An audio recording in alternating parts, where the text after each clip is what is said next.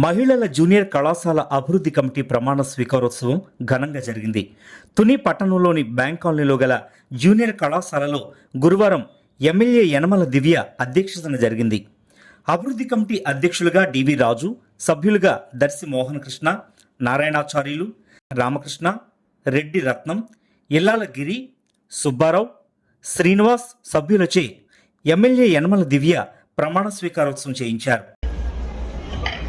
Junior కళాశాల అభివృద్ధి committee chairman గా బాధ్యతలు సెకండ్ శుద్ధితో నాకు అప్పగించిన బాధ్యతలను చక్కగా నిర్వహిస్తానని, కళాశాల అభివృద్ధి కొరకు నా వంతు సహాయ సహకారాలు అందిస్తానని దైవసాక్షిగా ప్రమాణం చేస్తున్నాను.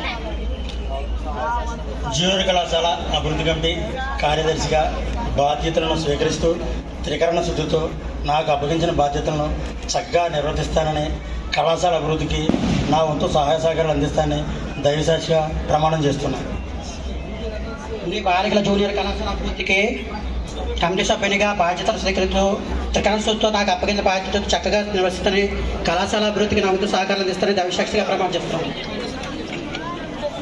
నా వంతు సహాయ సహకారాలు అందిస్తానని దైవసాక్షిగా ప్రమాణం చేస్తున్నాను.